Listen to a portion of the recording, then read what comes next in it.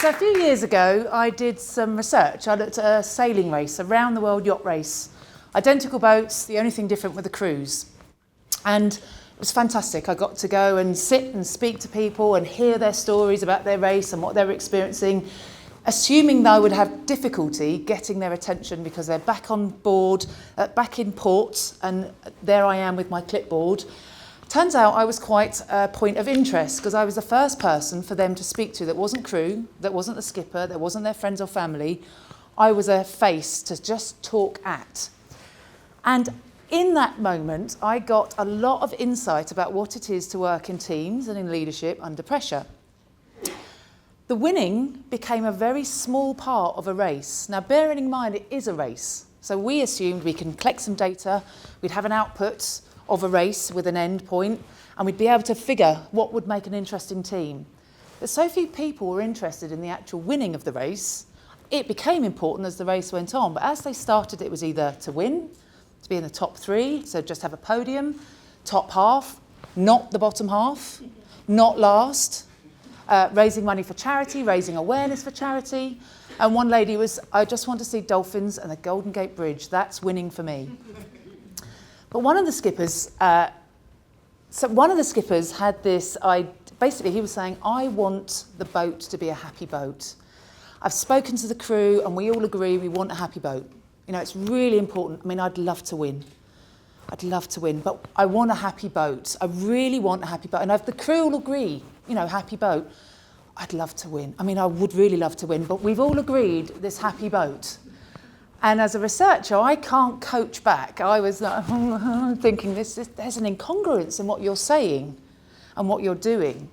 Because when I spoke to his crew, what I got from them was, he says he wants a happy boat. It doesn't feel like a happy boat.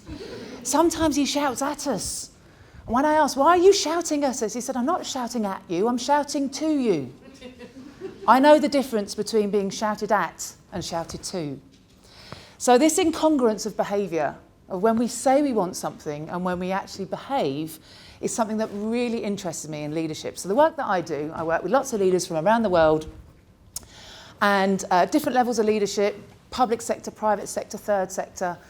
And I'm really interested in how do we develop our integrity, and not integrity to be held on a platform, to be held as something saintly, my own integrity. What do I believe in? What do I care about? What are my values? What's my instinct? Where's my trust? And typically, when I'm working with people, I design programs to put them under pressure, so that when I say I want something, and when I'm actually pushed, sometimes those two things don't line up. And I push and I prod and I poke, and sometimes at the end people don't like me very much because I'm the one going, with a mirror. But what caught me was my looking at this integrity, and for some people that really want integrity, including myself, I want to be trusted, I want to be believed, I want my work to matter, to be credible. And when you're doing research, sometimes it can be held up as a beacon. And I was drawn attention to this a few years ago. I was on the train, it was early in the morning, and there was a lady on the tube and her skirt was stapled up. So the hem of her skirt had staples all the way along it. And I thought, what kind of morning has this lady had that she's already got her skirt stapled up? It actually caught on her tights as well, just as an aside. So I got to the conference that I was heading to, and she was the keynote speaker. A work-life balance conference. And I was struck by I can't get past the skirt. I can't get past the skirt. Until she spoke about her research, and it was amazing. She was a fantastic speaker. Her research spoke for itself, and it was fantastic. But the skirt caused me some trouble. Eventually, I let go of it. And so whenever I research something, I always have this sort of, if I'm going to stand in front of a group of people, I want to know that I've looked at myself in the topic that I'm going to be researching. So when I started recognising some of these incongruence of behaviours with integrity, wanting to be having integrity, I thought, I can't look at others' behaviour in terms of integrity if I then link it to hypocrisy. So integrity to me is, do I still believe this? Do I still act with this? Do I still think this when I'm under pressure and when I think no one's looking? So if I'm still doing it then to me that's where my integrity sits. Hypocrisy is when do as I say, not as I do. And the gap between those two things. And in hypocrisy, there's an underlying assumption that it's intentional. I'm going to say these things, but I'm going to do something different. And there's something kind of deceitful about hypocrisy. And so having realised hypocrisy was sitting at the heart of my inquiry of wanting to research other people's hypocrisy, I thought I'm going to have to spend some time looking at my own so I could, with credibility, think about hypocrisy from the other person's perspective. And as I realised that moment, I thought this is going to be really awkward, that I'm going to have to look at my own hypocrisy. So what did I find? I did a first person and second person inquiry across about 6-8 months. I experimented with putting myself under pressure. The work that I do is fairly pressured, and a lot of the work we do with participants, we will wire them up. So heart rate variance monitors, we were talking about earlier, measuring the gap between the heartbeats, gives you an indication of the amount of adrenaline you produce or the rest and recovery that you have. And so for many of the programs I was working on, because this is where I was watching and spotting and observing people's behaviours, leaders under pressure in a simulation, but not only leaders, mothers and fathers, parents who are elderly, who might be sick, dentist appointments, dogs that need to go to the vets. Life is very complex for the leaders that I'm working with. Decisions don't come easily.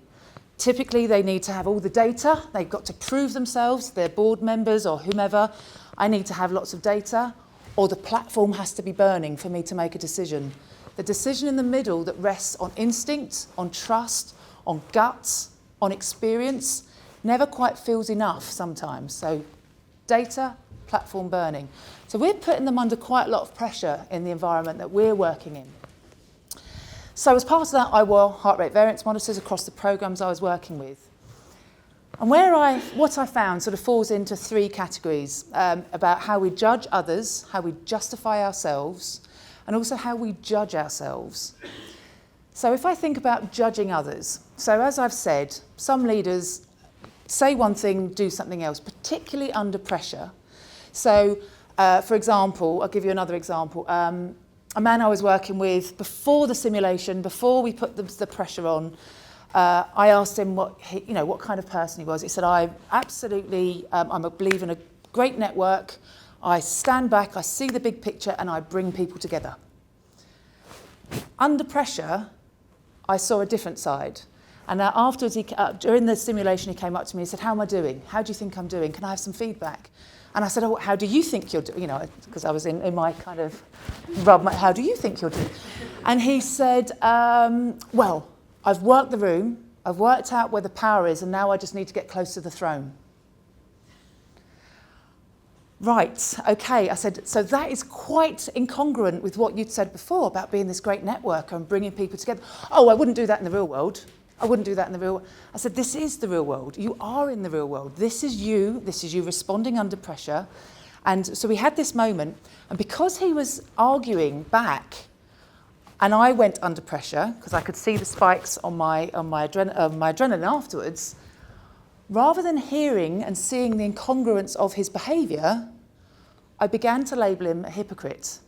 I was saying, I was thinking in my head, you're being a hypocrite.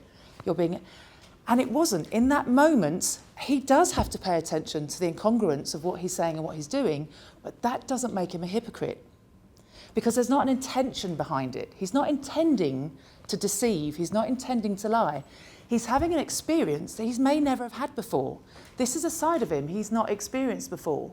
To have this behaviour come out, this sort of need to protect and to look after himself. So in those moments, yes, I absolutely need to give feedback to someone, if that's my job at that moment, that pay attention to the incongruence. So if any leaders are watching, do pay attention to the incongruence of what you say and what you do. But when I'm under pressure, I noticed I can jump to conclusions about the person. And there's something called a fundamental attribution error, where I know my situation, I know what's going on for me, the context that I'm working in, But I don't know yours, and it's you as a person. So I do bad things because I'm having a bad experience at the moment. I'm in a bad situation. The fundamental attribution error means that when you do bad things, it's because you're a bad person. Or so it's really paying attention when you are under pressure and to remember that there are two ways of looking at this behaviour. And like Schrodinger's cat that's both alive and dead at the same time, I believe there's a Schrodinger's intention. Schrodinger's intention where it's both one thing and another. So that has really helped me and others that I've been working with to remember if I'm under pressure or if I'm not under pressure, as long as I can remember to pause and remember the Schrodinger's intention, even if I'm under pressure and I'm about to leap to a conclusion, I can bring myself back to be more curious and empathetic about the behaviour that I'm seeing rather than the behaviour that I'm labelling. Which then brings me back to justifying myself. So the other thing that I found out, and through inquiry with other people, was how we can tell ourselves very compelling stories that justify why we do what we do. Really compelling stories. There's stories that we tell ourselves to be able to say, the reason I'm doing that is because of X, Y, or Z. To be able to tell a very pedantic truth. You literally go to the letter of the law when you're defending yourself against yourself. Because ultimately you've done something that goes against what you'd said you were going to do, and someone's called you on it. And suddenly you're like, the stories that we tell ourselves are really compelling, and those stories are very useful in some respects. They can keep us involved, they can keep us committed, they can help us see a brighter future. But we have to be very mindful of when we flip that over and it actually becomes a bit like a lie to ourselves. And Kant, the philosopher, Kant would say, lying is a terrible thing. You're no more than an object if you lie. And it's even worse if you lie to yourself. Apparently deceiving's okay, according to Kant, but lying is really bad. And so it's recognising, is this true or is this a story that I'm telling myself? And one of the people I spoke to in my inquiry said, I'm only lying to myself.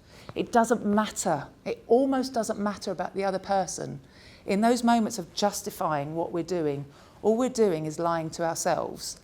So holding that in your mind of when you're giving yourself an excuse of why you're doing what you're doing or why you're not doing what you said you were going to do.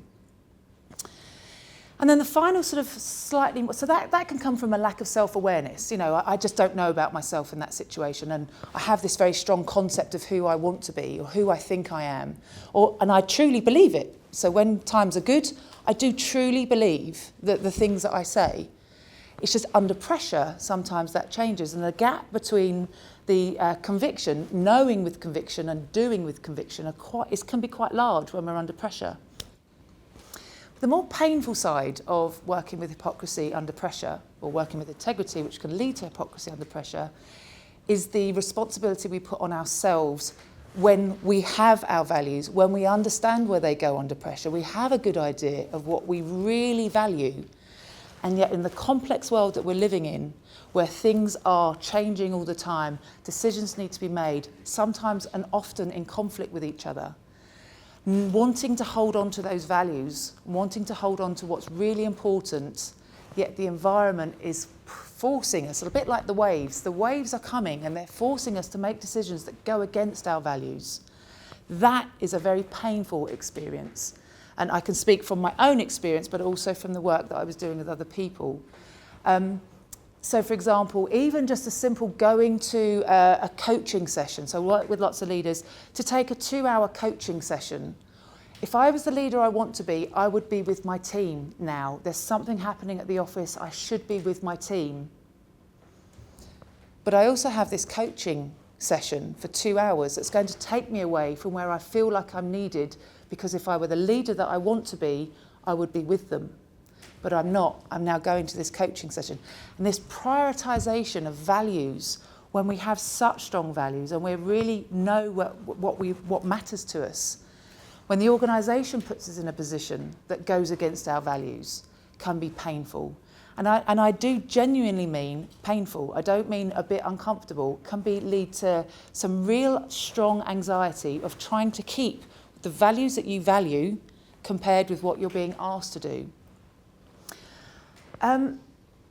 So what can you do about it? What ultimately can you do about it? Because I do know through the experience that I've had personally, but also the experience of when working with others, something that's really important, two or three things are really valuable. One is making sure you have, we've talked a lot about energy today, have the energy to stop yourself leaping to the conclusions, judging others, justifying yourself, judging yourself, painful processes, taking the time to get some good energy, taking the time to get some rest, taking the time to get good sleep. These are all lovely things to say, and it's quite utopian, but it isn't always easy, and nobody else will do it for you.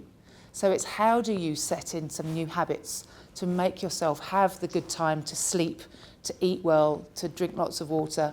And even as I'm saying this now, I'm fully aware of feeling like a complete hypocrite, because I find it really difficult to remember to even fill the water up, to remember to get some good sleep, to remember it is difficult, the difficult reality of life, and yet it's essential.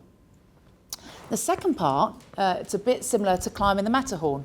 Put yourself in situations where you don't know how you're going to respond.